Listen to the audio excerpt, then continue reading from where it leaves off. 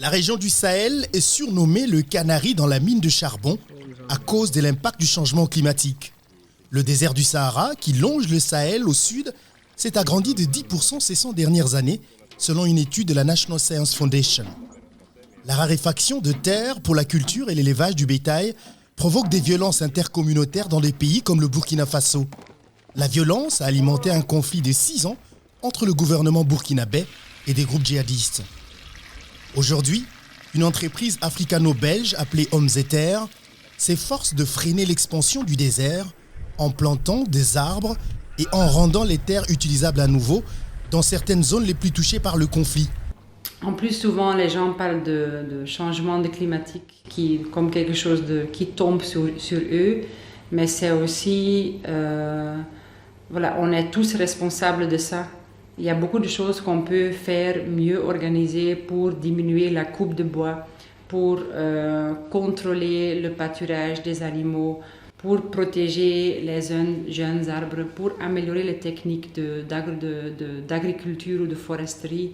Un employé de l'entreprise, dont nous protégeons l'identité, dit que la vie était très dure dans sa communauté avant le début de ce projet. C'était difficile parce qu'il n'y avait rien à faire, car l'agriculture n'était pas si bénéfique. Nous avons également essayé de trouver des petits boulots dans l'élevage. Dans un environnement hostile, où des attentats terroristes se produisent presque quotidiennement, les opérations de l'entreprise Hommes et Terres sont risquées. Cet employé, dont nous protégeons l'identité, a déclaré que 2 dirigeants communautaires avec lesquels il travaillait ont perdu la vie dans des violentes attaques. Comme on appelle ça, quand vous a tout à l'heure présenté nos conseils stratégiques, au départ ils étaient 6. Et présentement vous avez dû remarquer qu'ils sont 4. Il y a 2 qui ont été tués. Voilà.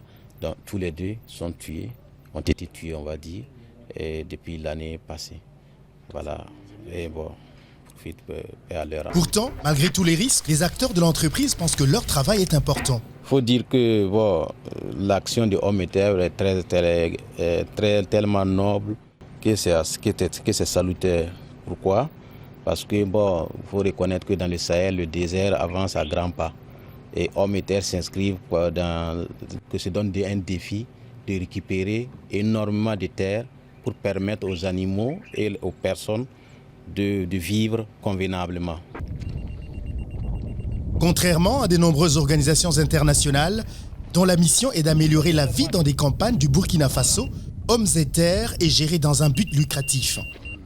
La société affirme que son objectif dans la restauration des terres dégradées est de favoriser une agroforesterie rentable et durable en collaboration avec les communautés locales.